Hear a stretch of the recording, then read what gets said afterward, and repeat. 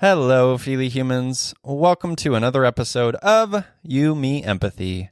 My name is Known Wells. I am the creator of this show. I'm also the founder of the Feely Human Collective, where we collectively, holding hands, hugging, grapple and grow with the superpowers, the wonders of empathy, vulnerability, and emotional curiosity. Just in January of this year, January 11th, 2023, we launched a membership community. It's been out just under 2 months, and it's pretty freaking great, if I do say so myself. And I encourage you to sign up and become a member. Paying members get access to lots of events, weekly heart-to-hearts with me on deep dive topics. We have our Movies That Make Us Feel movie club. We have our expert workshops every month, our ongoing bi-monthly emotional check-in series, and just a space to be seen as your mushy, messy, beautiful, feely human self. So if you want to check that out, go to feelyhuman.co/membership. That's feelyhuman.co/membership. Okay. Today, this episode, it's episode 247 on recognizing our humanity in the news with V. Spehar. If you don't know V, they are a journalist. They're on TikTok. They have like almost 3 million followers on TikTok, which is bonkers and amazing. V and I, in this conversation, we talked about why asking for help is courageous, the importance of seeing beyond what people are saying, creating boundaries for the information we take in, and recognizing our humanity in the news. V is a reporter. You can follow them on Instagram and TikTok at Under the Desk News. That's also the website. And they also have a podcast on Lemonada Media, one of my favorite podcast platforms, called V Interesting. V Interesting is a podcast name, and it's great. And you know, I am someone who is often like wanting to be informed and wanting to stay connected and making sure that I have all of the facts and information. And sometimes it's just so goddamn overwhelming, right? And so V is someone who the approach is very human. It's very down to earth. I mean, literally, they are under a desk. You got to follow them. Just promise me that you'll follow them on Instagram or TikTok. I'm not on TikTok, so I don't know what that platform even is. But follow them wherever you are at, and you'll be overjoyed. It's not, again, when they cover things that are maybe hard, V is always looking for the humanity in it and our shared connection, and it's really beautiful and entertaining. So give V a follow, Under the Desk News, TikTok, Instagram, etc. And I really hope you enjoy this episode. We talk about so much stuff, so much good stuff. And I'll just stop there. You have a listen. Enjoy episode 247 on recognizing our humanity in the news with V. Spehar.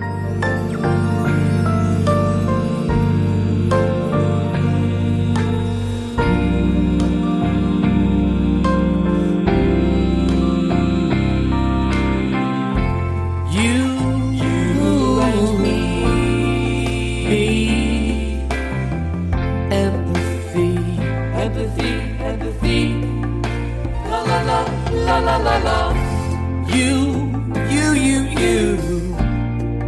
me, empathy, yeah, la la la. Welcome to You, Me, Empathy, the official podcast of the Feely Human Collective. On this show, we explore the struggles, the triumphs, the brights and the darks we face as humans trying to be human on this wondrous and overwhelming pale blue dot. You, Me, Empathy was created so that we can be witness to our collective humanity through the lens of empathy, vulnerability, and emotional curiosity. We aim to destigmatize mental health, lead fiercely with our hearts, feel our feelings without shame and judgment, and share our courageous stories so that others may feel less alone and more connected as feely humans. You, Me, Empathy is a brave place designed to inspire the beauty in each of us Because each of us, in all of our kaleidoscopic parts, makes up a magical whole that deserves to be seen. Today, I'm V. Ebullient, to be here with sometimes TikTok superstar, host of Under the Desk News, and V Interesting podcast host. It's V. Spehar. Hello, V. Hey, thanks for having me. I'm so glad to be here. Oh my goodness. So happy to have you. I've been binging your V Interesting show all week. It's delightful and it's a lot. It's just a lot. News is a lot for me. It really is. It's a lot for me too, which is part of why I created my own news space. Because then I was like, well, I get to decide how much I can handle and share with everyone else. Yes. And I really want to get into the nuances of what that looks like for you. But before, we always kick off the show with an emotional check-in. How are you feeling? I'm feeling good, though I have to be honest. Anytime somebody asks me, how are you feeling? It like immediately triggers me to be like, how am I feeling? I don't do a ton of reflecting, which is why I'm glad to be on this podcast, because it's a good reminder to just check in with yourself and, not reactively say good. But today, actually good. Although when you asked me, it almost made me cry because I feel like we don't get asked a lot in the news how we feel. We're not supposed to have feelings, Why do you suppose that is? I mean, I would say that maybe is a human thing, but like in particular, people in the news, why can't you have your feelings? So people will conflate feelings with bias, and they will say, well, if you have feelings about something, then you're too biased and potentially even too biased to accurately report on it, which is not true. You can have feelings, you can have bias, you can have opinions, you could have strong opinions and still report accurately. So I think it's a little bit of that. And I think also I went to school undergrad for theater. And in theater, one of the things they teach you is that if you cry, the audience won't. And you are here to provide for them an outlet for them to explore their emotions silently in the darkness of this theater, collectively with the public that surrounds them. We're having this universal experience, but I'm supposed to be delivering it, not experiencing it. And so I bring a little bit of that method into doing the news as well, which is if I'm breaking down and I'm crying, people's reaction is going to be to try and comfort me. And then you can't listen for your own, vibe check.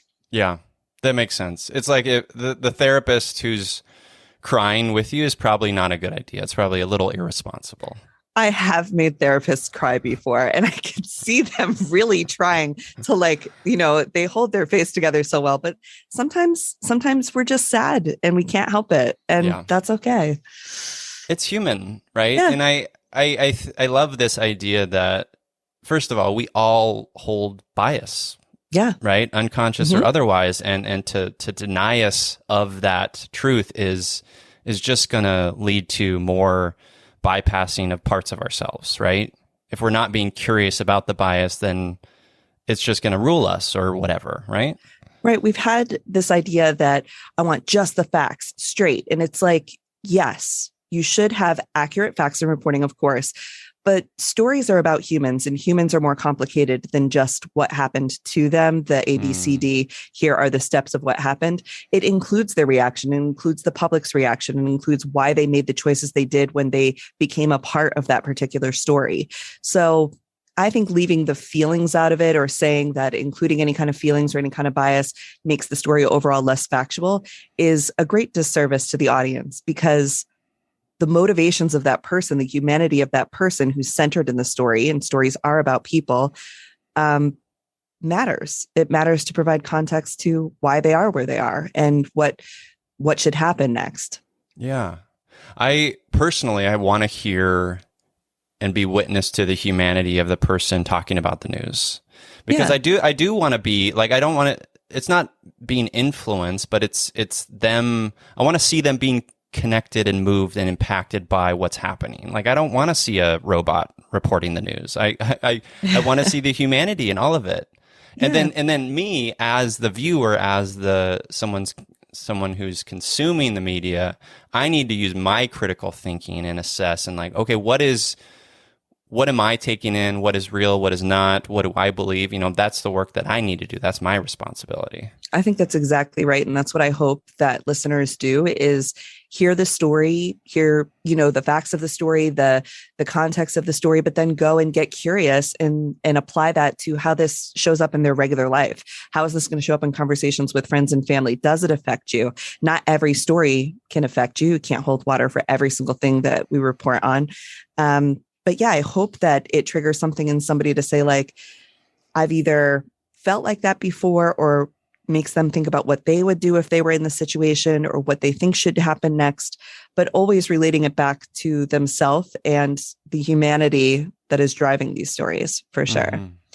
And building trust with the audience is part of being a good newscaster. I would argue it's one of the biggest parts. Like, the facts are the kind of easier part to get right. Most of the time it's like, did that happen? Can I prove it? Okay, that's a fact, done.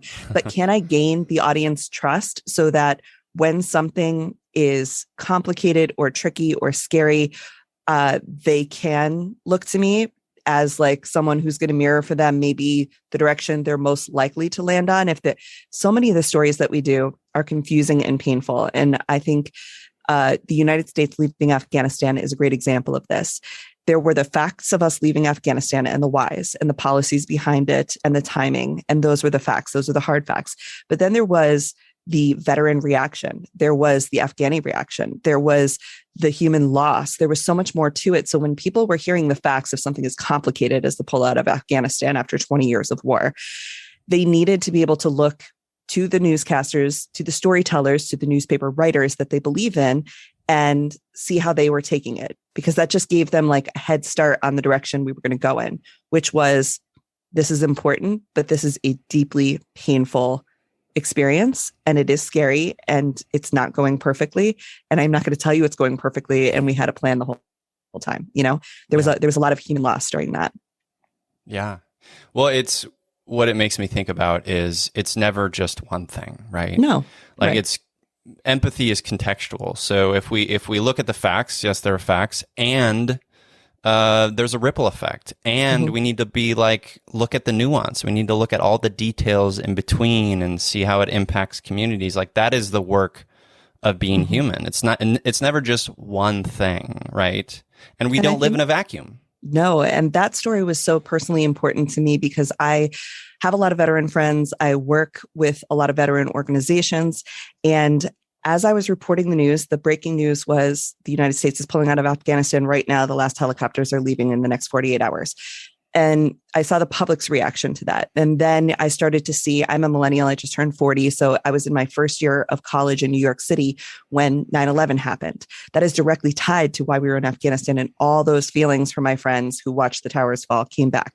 So now I was managing them thinking like, well, why were we there? Was this even worth it?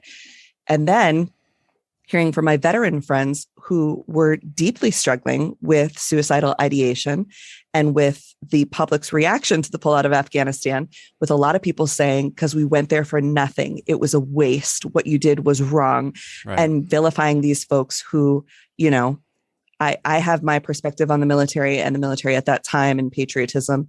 That's maybe for a different podcast, but these folks were signing up because they truly believed that they were going to protect this country and the people that they loved. It was a time of deep patriotic spur of action. And to tell somebody that the work they did over there didn't matter when their stories are deeply rooted in human connection with the kids that they saw and played soccer with the Afghani interpreters that they work with the ways that they did build a democratic society, whether it stood or not, we can't take away every single thing that these folks did and the heart and this sense of self that was tied to that.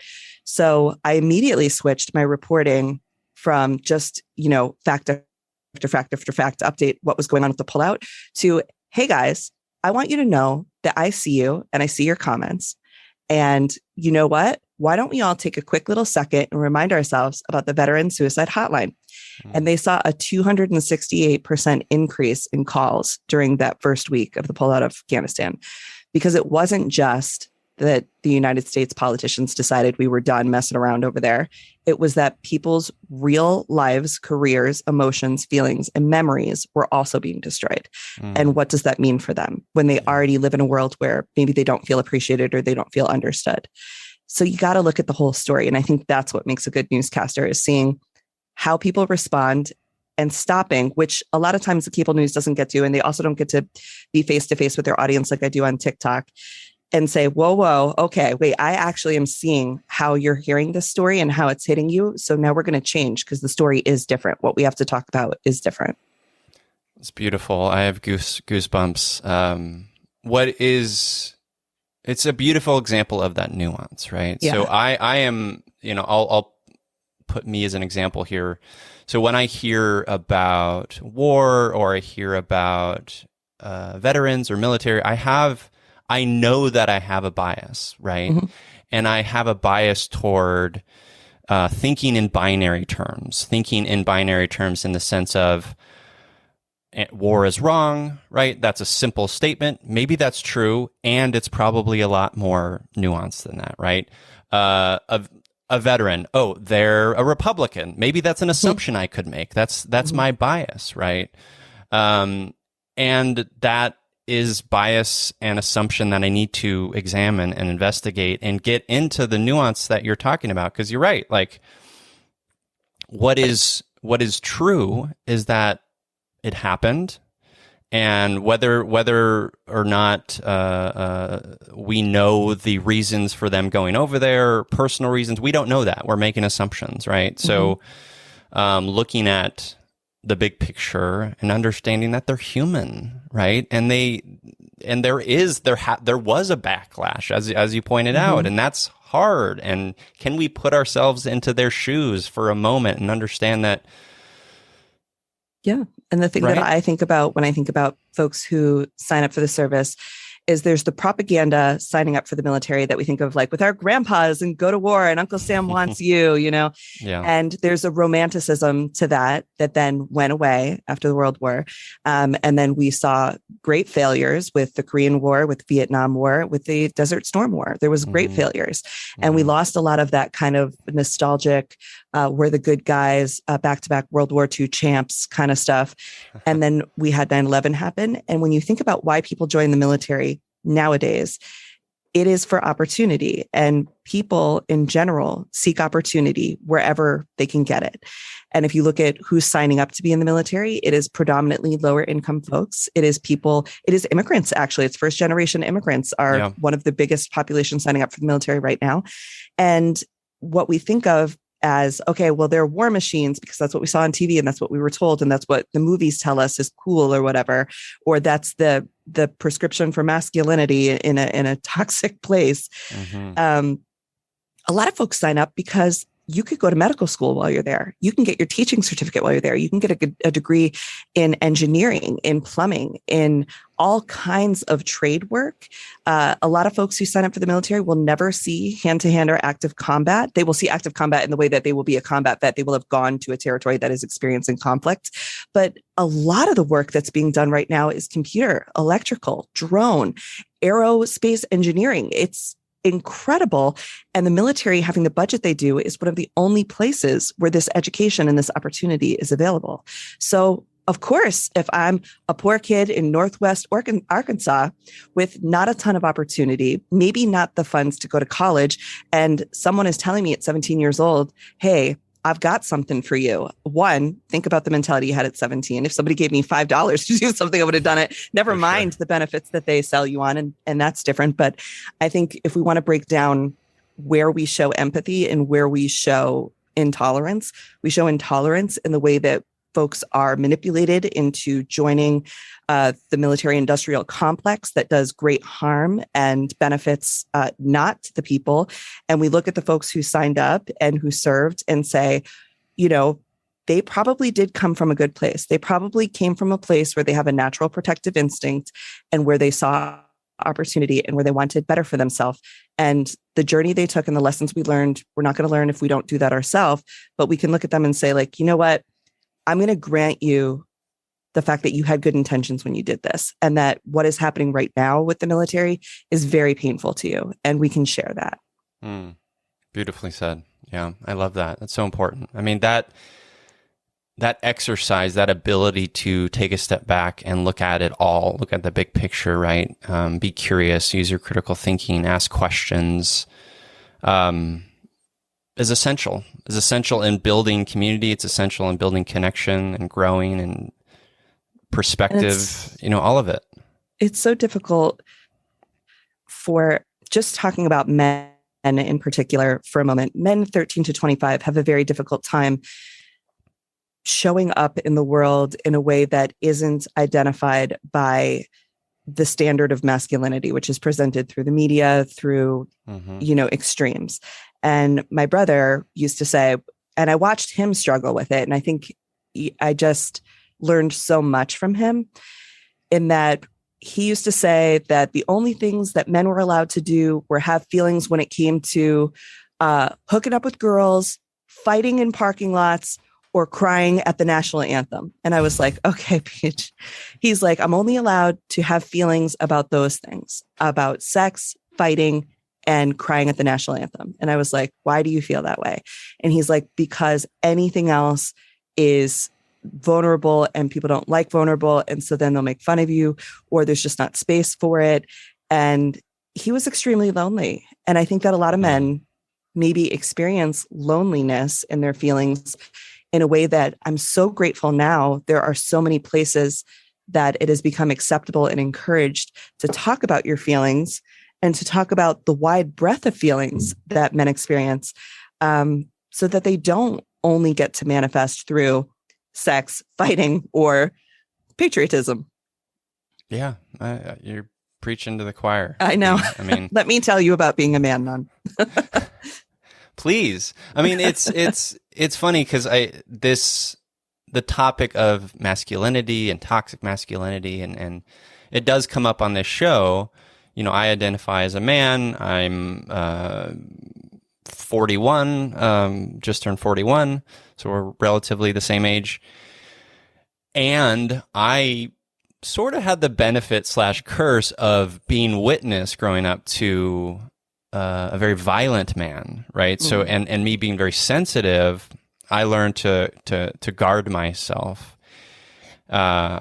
and protect myself from that. And I saw as, the role model being a person where, like, I don't want to be this way. Like, I don't want to be violent. I don't want to be deeply arrogant in the way that he was and presented, right? And so I had a leg up, I guess, in that way. So I to this day, unfairly, perhaps it's my armor, my protection, men have to work harder to earn my trust than any other group, right? And that's probably unfair, and I need to unpack that, but you're right. The reality is you're right. Like there is a deep systemic thing that has been occurring in terms of men and toxic masculinity and what a man is, and we have to be these beacons of strength, et cetera, et cetera, et cetera.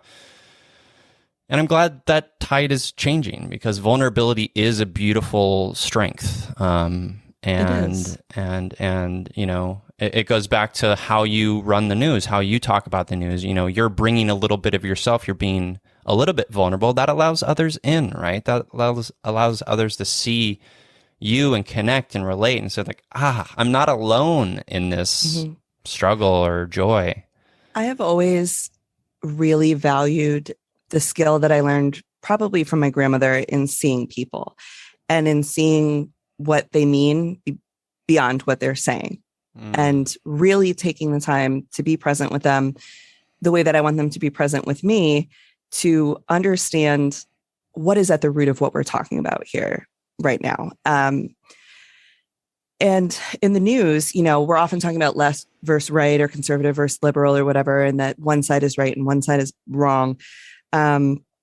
What I hear a lot in the strong rhetoric that I get in my comments from the conservative side, if we take them first, is fear and a want to protect. We have this idea, you have these folks who have been told that something very dangerous is happening, and they believe in their soul that that is true. So we have to accept that. Yep. And if you believe in your soul that that is true, and you have a protective instinct in you, then you are going to be rabid, wild, unleashed when it comes to protecting what you believe in your soul is true. Yes. And there are certain media personalities and news personalities and just people in general who benefit from getting folks like that worked up and sort of deploying them as their army. And, you know, the people behind all of that aren't suffering the consequences of breakups in their families or not seeing their children because of the rhetoric that they espouse at, Thanksgiving dinner. And when you really get behind it, I'm like, okay, this is a group of people who did not feel seen, did not feel heard, did not feel like they belonged, felt like the news and the conversations that we're having around politics were so academically led and intentionally keeping them out. And then here come along somebody who says, I see you and you're special and you are going to be the winner, right? That it is human nature to gravitate towards that. And when we can be honest about that's what's happening in politics, it is a tug of war in which the people are at the center and being radicalized to fight with each other and reject facts and reject truth and reject humanity in favor of individualism, then we can start to break down like, we don't actually want to be like that. People don't actually like that. I can promise you, somebody who hates me on the internet and thinks that I'm like liberal scum or whatever they might think just by the way that I look, if I were hurt, they would help me. I know that they would. They wouldn't. We don't look at people and say, well, are you a Democrat before we issue CPR? We are inclined to help people and to want to be the helper and to want to be a good person. And so I think if we could break some of this individualism that is driven in the media and have more of these conversations like we do on Be Interesting or Under the Desk or a lot of other TikTokers that are coming up as media personalities who are like, could we just talk about this? Because I don't understand it. Do you understand it? You tell me what they're telling you. I'll tell you what they're telling me. And somewhere in the middle is probably the truth for us. I think we have a chance at getting back to the fact that people are at the center of all of these stories. People are at the center of politics, no matter how much the political leadership of whichever side wants you to decide that you're an issue. You're not an issue. You're a whole person with a whole set of circumstances that have made up who you are and what you care about. You're not a single issue voter. You're not a single issue person. Nobody is. So I hope that we can break some of that and get people back into thinking big picture. What does this mean for me, for my family, for my future, based on facts and not based on feelings? I can't believe I just said that. Not based on toxic feelings. Well, you're absolutely right. I say it all the time on this show, but the world isn't binary, nor is healing, nor is anything really. So like the systems at play want to pit us against each other, right? They want to look at things in this versus that because that's how they maintain power, right? Right. That's how they keep us fighting. That's how they keep us in active conflict with one another. And that's not how it works, right? Because that's taking little slivers of our humanity and bumping up against other slivers, but it's not the whole. It's not the whole. Yeah. And it's just the most raw parts that they want to bump and pick. And I know. It's just not fair. Our and fear, so our often, insecurity, all that. Exactly. Yeah. And one of the things we explored after the Roe v. Wade decision was the concept of grief in the media and in the way that people were reacting. Because so often, and this is why I think it's important to have these spaces that aren't just, that's why I'm under the desk. Under the desk came from the place of being like, I don't want to be at the desk and another authority figure telling you what's going on. There are plenty of people who are much better at that. Like we're under the desk, like it's a secret, right? Like we can come here, we can learn, we have this little space, and then we'll go back to our respective water coolers and cubicles and talk about what we learned. Love it. But one of the things that we don't talk about enough when people are receiving media is grief and the grief that we feel from hearing these terrible stories. So you hear a story about the 10-year-old who was denied an abortion in Ohio and had to go to Indiana to get it. And now they're going to prosecute that Indiana doctor, even though it was legal at the time, even though most people will agree that a 10-year-old is not capable of carrying a child to term, being a mother. And what happened to her at the root of it is really where we need to be focusing our efforts in punishing that person that did that to her. And we can all agree on that. But what we don't do is we hear that and we feel a certain sense of grief, or we feel a certain sense of sorrow for some of the stories that are really, really hard to hear stories. And instead of giving that grief its proper due, we use the stages of grief to react to it, right? We react with anger or denial or bargaining or any of these things, but we don't give ourselves a time to say, hey, that story hit real hard. It hit so ugly. The comments are getting very ugly because people are reacting just, as you do when you have a keyboard. And I am feeling grief right now. So how do I manage my grief is different than how do I manage my anger or my call to action. And so after the Roe v. Wade decision was overturned, I was at VidCon. It was honestly the most surreal experience ever because I was like in this place where I was supposed to be perpetually happy and like being under the desk and so fun and talking about the podcast and like meeting different creators and like making TikToks and like, I don't know, getting presents from YouTube and stuff. Like I was supposed to be so happy. And this happened. And I knew that every single person who looked at me was going to want answers because I'm an answer giving creator. And so we were talking about what we were going to have on the podcast, how we were going to talk about it, how we were going to script this, what we were going to do. And they were like, well, we're going to get a constitutional lawyer to come in and explain it. And I was like, no more talking, no more information. It's done. What we feel is grief. And so we had Claire Bidwell Smith, who's a grief therapist. Yeah, come on. She's been on the show. She's incredible. Yeah. And it was exactly the right thing because in that moment, people weren't able to take in more information as to what the constitutional ramifications were going to be, or what the state constitutions were going to be able to do, or what the history of the Supreme Court meant. Too much. So it was like, let's get Claire on. Let's talk about grief because there are people here who lost something. And we're going to talk about the loss because that is the biggest feeling of all the feelings we're having. And honestly, I'm so grateful that she was there for us and for the listeners. And I still go back and listen to that episode to remind myself of things like right now you're surviving and surviving is what you're doing. This is going to occupy all of your thoughts. So if other feelings have to get put to the side or if other issues have to get put to the side, they do. If this is the one that's making you feel the most scared and upset, then let it be the star of the show. It'll be another feeling star another day.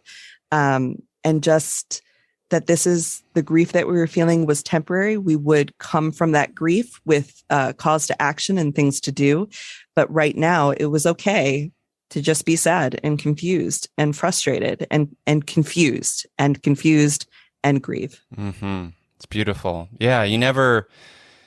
You experience something, a trauma, you bear witness to something that gives you that grief feeling. You're like, I'm going to do more research, right? Like that's not, but that feels like a trauma response. That feels like I'm going to like pack myself into more and more information. But I feel like maybe that's part of how we've been set up to process these things. But the reality is, as you pointed out so beautifully, we need space to feel with each other and be witness to that feeling and honor it, right? And recognize that it's a reality that we all of us humans feel it.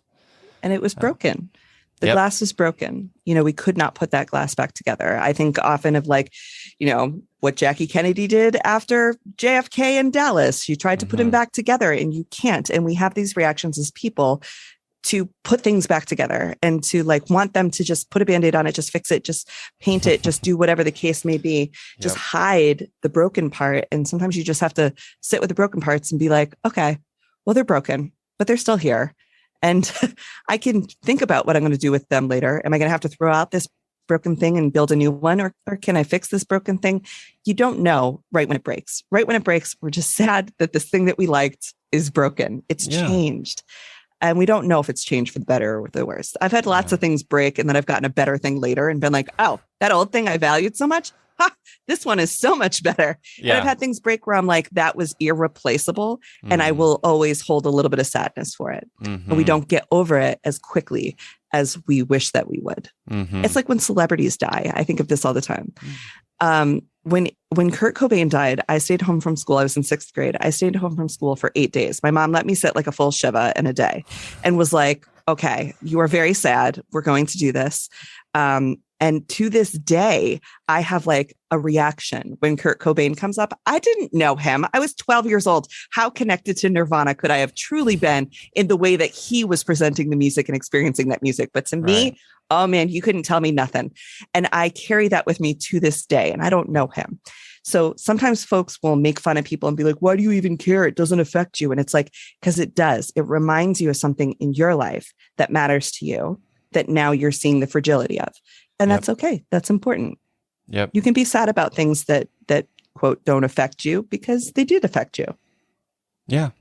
Yeah, you have that connection because you loved Nirvana and you were 12, and at 12 you have a lot of feelings that are ill-defined, right? Yeah, I get it. And right now I have a lot of feelings that are ill-defined. And the more I read newspapers and hear these stories and try to retell them and invite people in to explore them with me, I'm like, you know what? I still don't know. The ways that the news will affect you is so weird. But there is something else that I learned from Clara during that process, which was you do have to do something. Like you said, some folks will dive into research. Some folks will go and make a snack. Some folks will go have maybe one too many glasses of wine. I don't know. There are different, techniques that we do, but doing something does help you move from the absolute paralyzing feeling we get from time to time when we're experiencing the world's atrocities. So for me, I like to do the dishes after. People have asked, how do you calm down from the news? And I'm like, I do the dishes. I put on a podcast that has nothing to do with anything, something silly, or songs that are silly. I love ABBA and disco for the sads. Yeah, as you should. And then I'll go do dishes, because when you're done, you can look at something and say, okay, I've accomplished something here. Yes. Tangible progress. Yeah, you feel better a little bit. It's silly, but it helps. Well, have you ever, do you always have dirty dishes to clean, or you're like, partner, go dirty some dishes real quick? Typically I'll cook something and then I'll have dishes, or I'll decide that like today's the day I'm going to dust my entire house, right? Or like today is the day that I'm going to do every piece of laundry. But mostly, yes, we have 2 dogs. My partner and I cook a ton. And so we do typically have a dish or 2 available. I will also decide that I need to reorganize all my clothes. Sometimes just folding clothes all over again. Something about that is very helpful. It's just something to keep your hands busy. Like my grandma used to say, you got to keep your hands busy, just like you have to keep your mind busy. And just giving yourself a break and saying, it's okay if I miss a big story. It's okay if I miss a big update right now. There are so many people paying attention and holding water for this cause that I care about, that sometimes it's okay to let them hold the water. It's like Anchorman. Like, I'm going to hold my time, you're going to hold your time, and then we're all together. This cause is moving forward. But compassion fatigue is real, man. And in the news and in media, it is just as real for us as it is for anyone else. Yeah. Because in addition to telling the story, then you also get all the comments that are like, you're a hack. I hate your haircut. So it's a little bit of everything. But if you look, I find looking at the big picture is definitely helpful in managing these things. So agree. And then, so dishes, you do them now when you feel overwhelmed. Like when you first got started in doing this work, like what did those boundaries look like? Or did you have them? What did you struggle with? I didn't, because you don't know what to do when you're starting something. You don't know where the boundaries are. I didn't even know if I was in the sea or on land, in space. I had no idea where I was. So I didn't have any structure when I started. And I cried literally all the time. I cried all the time because I didn't know what else to do. I didn't know how to stop. I felt a great responsibility to the way that the account was growing and the way that people trusted me and the way that I was seemingly uniquely able to tell a story in a way that resonated with folks and made them feel safe and made them feel informed and smart. And I just would go and go and go. And then I would cry or stay up all night. I had like a really hard time sleeping. And that went on for months until my wife was like, I think this is actually like doing great harm to your physical and emotional self. And if you keep doing it, then you're going to lose that magic thing that you have. And so we have to take breaks. And I started with like little breaks. I was like, okay, I'm going to take a 5-minute break. Or my starting dog, small is good. Yeah, I Yeah. love that. Smart. My dog was originally trained to be an emotional support animal, but like actually deeply trained on how to like recognize different traumatic responses. And so she would come in and like demand that I pet her, and I would ignore her and ignore her. But that was like her little old training kicking back in. She was like coming out of retirement to be like, it's time to pet me so that you don't do bad stuff, you know? Yeah. So I would recognize when other people, even creatures, were telling me, I think you're going too hard. I think it's too much. I think it's time to take a breath. And so then I would take 5-minute pet the dog breaks, and I would be like, ooh, if Miss Vanjie's in here and she's getting all worked up, then probably my energy must be really off the charts to like, and I have to stop, you know? So I would do that. And now I have boundaries in that I have developed an audience that I really, truly understand. And I think for content creators who might be listening, don't worry about your number, how many followers you have. Worry about, did you find your people? And if you found your people, that will take care of everything for you. And so I found my people, and I'm very happy with the group that we have. And now it's about going deeper with them. But I also know what stories I don't have to cover. I don't cover sex crimes against women or children because my audience does not want that. It is too much to be scrolling on TikTok and come up on something like that.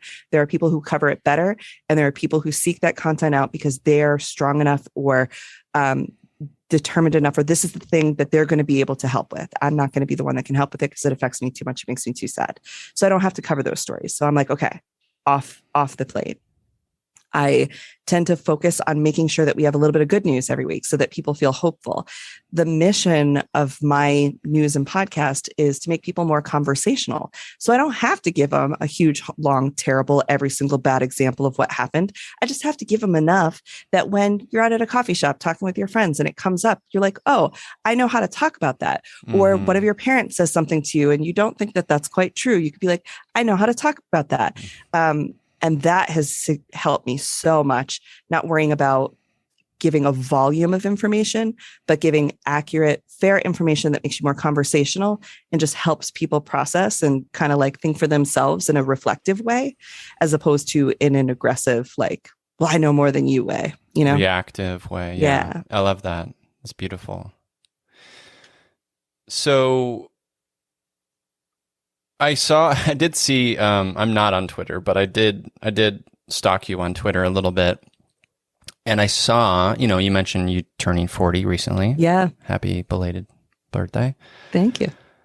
And you mentioned something about learning you're finally not afraid to ask for help, which is such a courageous thing to admit to. I think asking for help is amazing and essential, and we're not individualists, we're collective. So how did you come to that? Like, what has been your story there in getting to that point? So I think, like a lot of queer people, especially queer people my age, I did not expect that I would be this old. So I do not actually really know what to do. Honestly, I don't. I actually relate to you. I always think like, for the longest time, like, I'm not going to live till 20, right? I didn't think so. I'm 41. Look at us. Look at us. I did not think growing up, all I could do was get to 17 because that's when I was going to graduate high school. I was going to move to New York City and everything was going to get fixed, right? I was going to be away with my people. I was going to be able to come out. I was going to be able to do everything was going to be fixed when I went to New York City. And for anybody who lives in New York City, it gets really hard when you get there. But it did get better. It did get better. I found my people and whatever. And then I thought, okay, I'm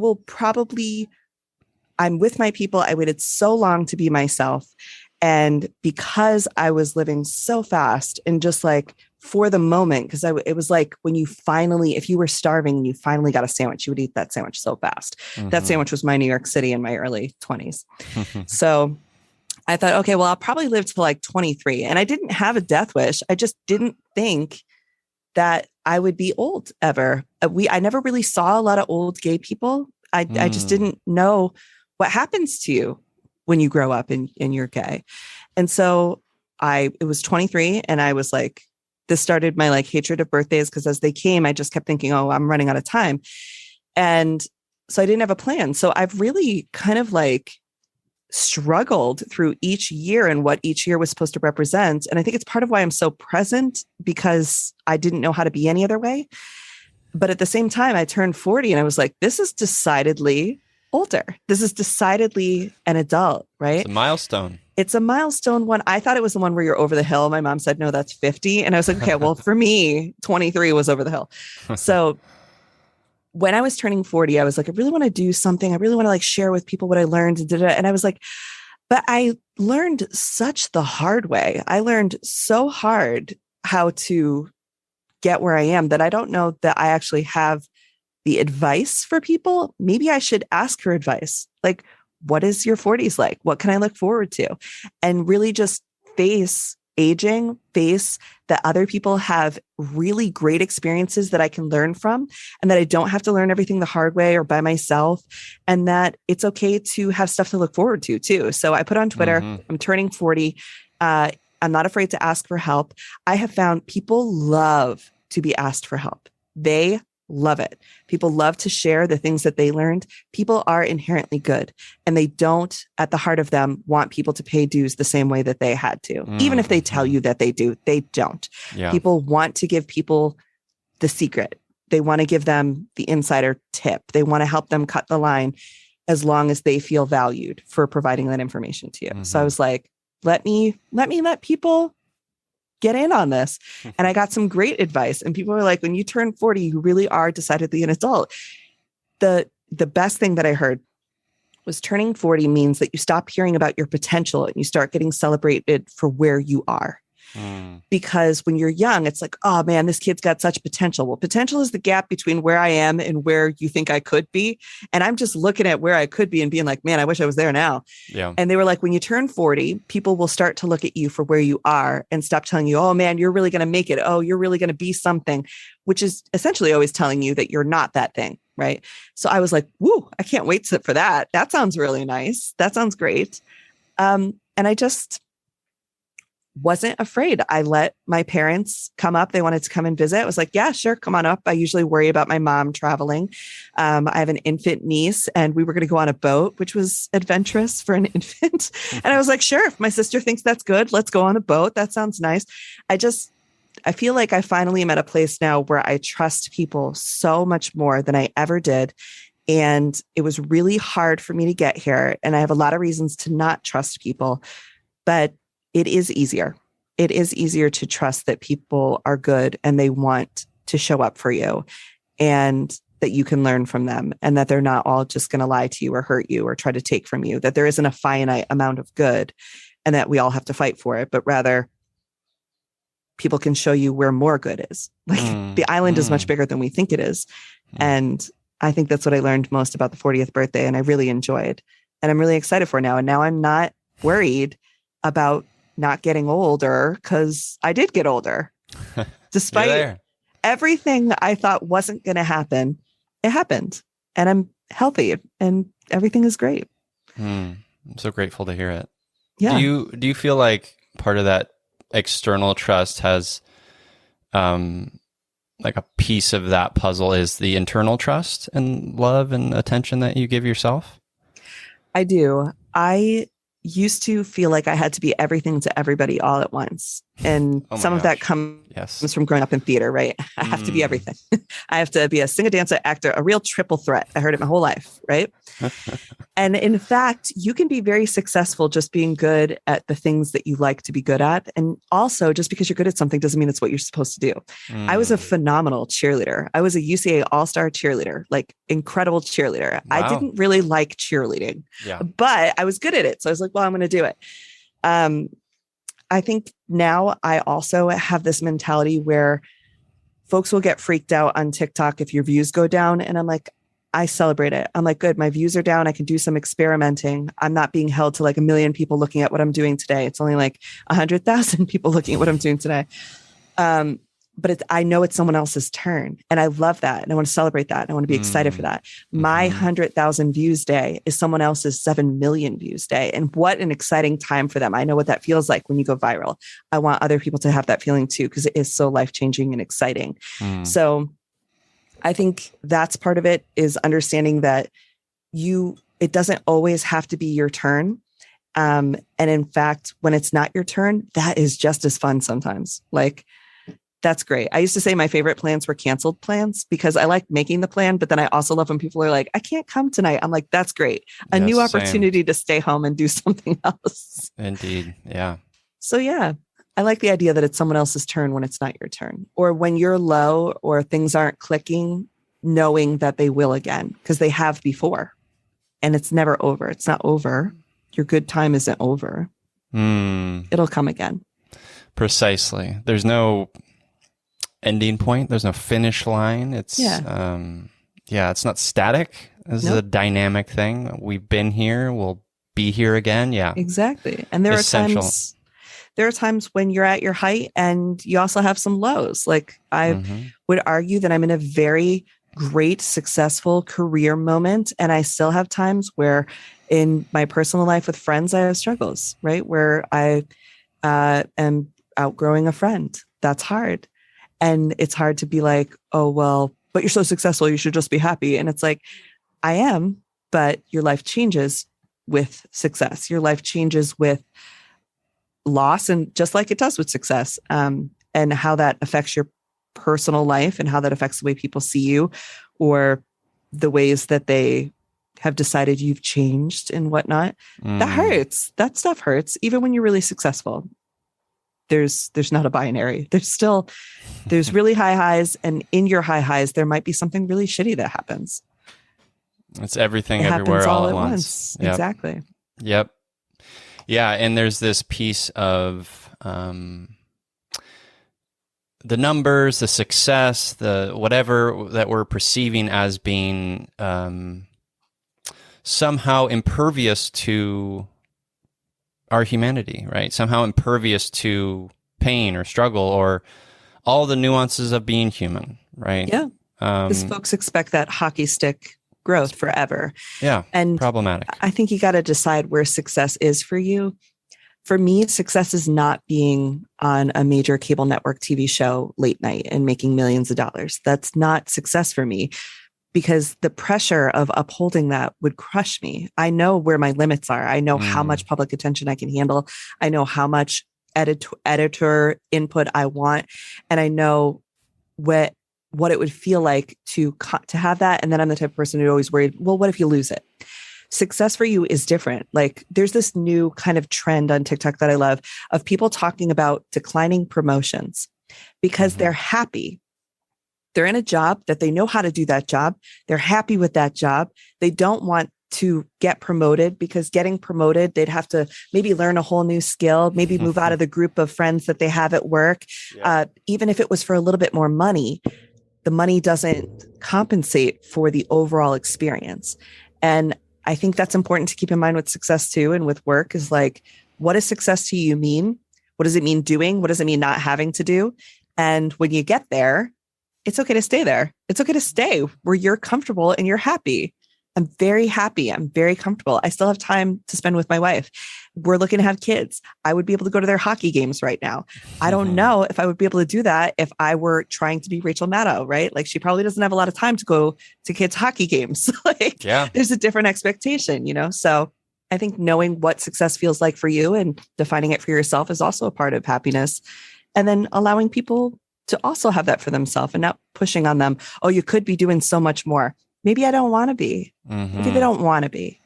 Abundance. Yes. Yes. Yeah. You're beautiful just where you are and where you're at. Yeah. It's a essential. I mean, I have to remind myself of that because, right, we all internalize the systems of capitalism that tell us to keep doing and working and plugging away and chipping at it and go, buying, do, and whatever, right? Check in on where you're at, right? Where you're at is wonderful, right? And I'm talking to everyone right now. Like that's such beautiful advice. Thank you for that reminder. I need it too. I'm glad I said it to myself. I'm going to remind myself tonight. It just, I mean, there's been times in my life when I was working paycheck to paycheck as a waiter in New York, young, had like 6 roommates and would have arguably said that was like a hard time. That was a hard time. And it was scary and it was uncomfortable and I didn't like it. But when I look back on it now, I'm like, man, that was the coolest time ever. I used to have the best roommates, and like, I would get like an extra $20 tip, and that $20 was life changing to me. Those times are important too. Even when you're not at like your what you consider perfect success, you'll look back at all of those struggle times and be like, I love it. And then what I find now is like, I'll have a success and I'll go back to those same comfort things, like putting butter on crackers or like eating ramen. Like, there's stuff, you bring it all with you. Ketchup sandwiches. Yeah, it's all valuable. Yeah, absolutely. They're part of the story. They contribute to who you are. Yeah, absolutely. I love all of that.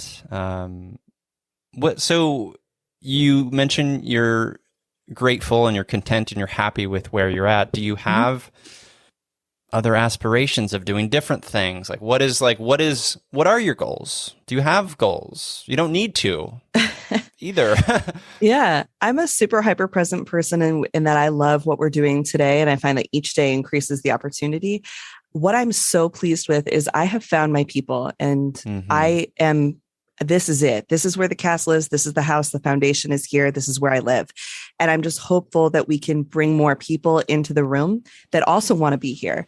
So for me, as far as goals go, one thing that is so precious to me is the fact that I know exactly who I am, what I'm doing, why I'm doing it, and who I'm doing it for. And I'm just going to hold that. And I'm going to live here till I die. And what I hope is that other people catch that beacon and come join us over here so that they can meet other folks like themselves, so that they can be more conversational in their worlds, so that they can, you know what, give me some advice. Some of the comments that I get from the extremist followers I have on either side, that makes me a better person. That keeps us, really with the bumpers on to stay on mission. And so I think there's room for everybody. And I think it's worth saying there's room for everybody if you come in and appreciate what we're doing here, why we're doing it, and you want to be here because you like it and you respect all the other people and why they're here. So for me, I would like more followers to listen to Be Interesting. I mean, I'd love for more people to join the podcast. We have the ability for people to call in and leave voicemails so that we can respond to them and hear how folks are reacting to the stories. What's great about TikTok is that people will stitch or duet my video so I can see how they took that story and what it means to them. And then they'll add to it. That makes me a better storyteller. That gives us a better picture, and the rest of the community can see it too. So I'm not the only voice. I would love to have more of that in the podcast because I think it's so important to hear people's voices react to information so that you really get all the context, We are talking about potentially doing some kind of book or something like that. And I'm not a big reader. I know that may be a surprise to people.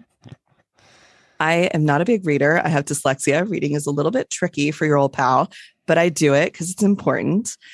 But more, that's just something that, again, is a central piece that we can rally around and talk about. And that's a collective of thoughts and feelings. I want to go deeper with the audience we have, not necessarily wider. And I just want folks to know this is where we are. And if you want to come, stop by. I'd be a terrible cult leader because I'm like, okay, comment when you want and leave when you've got what you need. And if you want to come back, you can come on back and you can be whoever you want when you get here. And it doesn't cost you anything. I'd join that cult. That sounds great. I know. We did an interview with Jamie Loftus on Ghost Church American Spiritualism, which was founded here in Rochester, where I live. And the idea that this religion, it does very well, but it's decidedly not a cult because they just are too loosey-goosey with who gets to come and when you get to leave, and there's not any dues and there's not any like central leader, Yes, I see. And I feel like, I don't know, am I the American spiritualism of podcasts and newscasters? Maybe. I'm kind of like, come on in. If it serves you, great. If it doesn't, that's okay too. If you want to come back later, that sounds good. I think it's pretty okay that you're not culty. Yeah. Yeah. So what's a piece of news that has like filled your heart recently? The first thing that came to mind immediately, so I'm going to go with it before I try to like think of something different, was the news that the rate of HIV transmission from mother to child in Botswana is at 1%. And I know that people don't understand what a huge, huge deal that is. Because here in America, we think of the AIDS crisis as like something that happened to queer men in the 80s and 90s. And the fact that we have all this medicine now and it's not really a thing and you can live with HIV and AIDS perfectly long, beautiful lives. And so as Americans, we don't get a lot of international news. We don't know about the struggle that it has been, in particular in Botswana, for mother to infant transmission. And recently, after 30 some years of research and education, because they don't have a vaccine for it or anything like that, and they don't really have medicine for it, the transmission rate has gone to 1%, which means that an AIDS-free future in Africa is possible. That is possible. And growing up in the 80s and 90s, my mom was a nurse. She worked with AIDS patients. I saw firsthand kind of how terrible the disease is on families, on your body, on society. And so it's something that I've followed really closely. And that is something that really warms my heart to know that people with so few resources, through education and through building community around eradicating this disease, they did it. They're doing it. And I think that that is so beautiful and so incredible and so worthy of being raised up to every single light, because the scientists and researchers behind that program, they deserve a ton of applause for what they did. And the people of Botswana and the communities and the mothers who said, we are not going to let this, destroy our culture and our community anymore. We're going to work against every odd to stop it, and to do it in 30 years is, I think, the most beautiful, incredible story. And I hope that they get more coverage for it too. Wow. That's remarkable. Yeah. Thank you for sharing that. It's very inspiring. Wow. It's truly 30 years, right? It's one heart at a time. That's how change happens. It's not these big romantic, influx of money or whatever. It's like people on the ground doing the work. And people saying, you can do this and I'm going to hold your hand through it, which I think is so important to find spaces where that is the vibe, because for so long it was like, oh, well, it's ravaging the country. Oh, well, no, not, oh, well, I believe in you. We can do this. I'm going to hold your hand through this. Let's do it. Like you said, one person at a time. And now 30 years later, which is remarkable, here we are, 1%, and an AIDS-free future is possible. Because you hear that ravaging the country, right? Mm-hmm. And the emotional response, or the emotional response I may have, is overwhelm. Sure. I don't know what to do. How do I that's why we take a step back. We look at the big picture, right? We see that we connect with the people who are on the ground doing the work. We volunteer or whatever. We do what we need to do, but it can be done, right? Yep. It's not. The overwhelm is understandable, right? Because it's devastating. It's hard. Sure. And we step back. We look at the big picture. We look at the nuance. Where can we fit ourselves in? That's the work.